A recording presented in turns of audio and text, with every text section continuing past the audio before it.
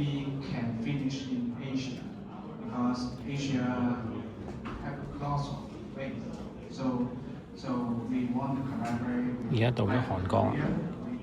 Just talking about our friends after JV company here. 就係呢啲物料擺咗落去瀝青度，令到贏咗個獎，所以飛咗我翻嚟韓國呢度。Actually, it's a small space, but we can using the Macau to go to the Portuguese country and doing the Portuguese market.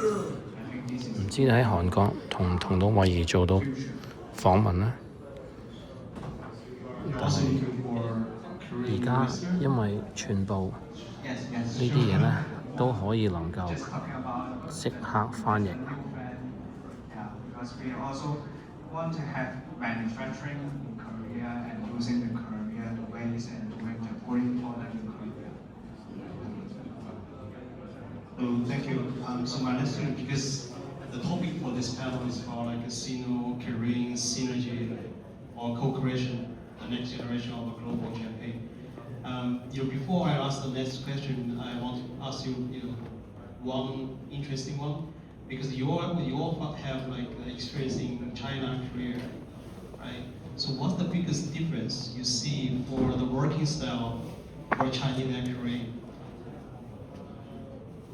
Working style. Both countries work very hard. I personally think Chinese work more than because every time they text, they don't sleep. But my co-founder he never sleeps. But if there's a very exceptional case.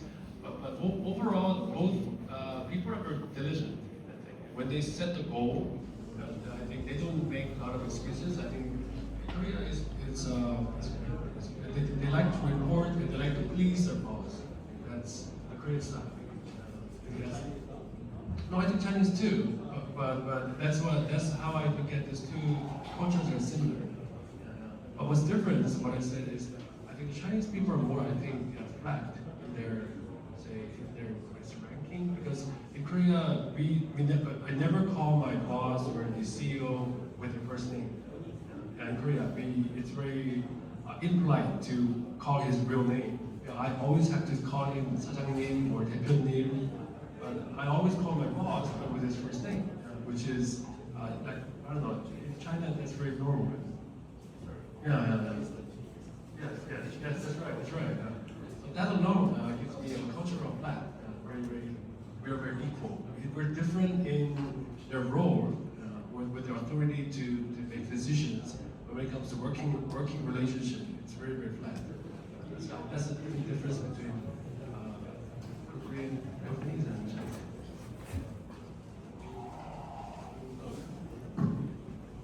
Yeah, I think basically you have more insights than me.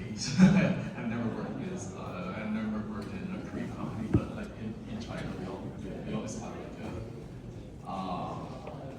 I would say Korean people never sleeps. You guys really work hard, right? Okay, so here comes the real question. Because we talk about the cooperation between the two countries or two tech communities, and so just based on your experience, because you're working on both sides, what's the best, strategy for Chinese and Korean tech companies to work together? Maybe if you have any business case you can share with us, that would be great. Actually, one of our customers just released the MOU and it's on the press right now, so I can talk about it right now publicly. So there's a company called Exosoft. They're based in Sangsu, Hongdae. They're probably 20-year-old toy company. They make toys, they make soft toys, hard toys. They also make AR and cards, like video cards.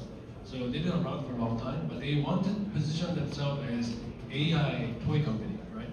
So this year they released a AI toy, actually, it's talking toy. So you talk, you ask questions, and then it replies. But as I described, it takes about 4 to 5 seconds to respond. So it's cool for first 5 minutes, but after 5 minutes, because it's too boring, it's too slow.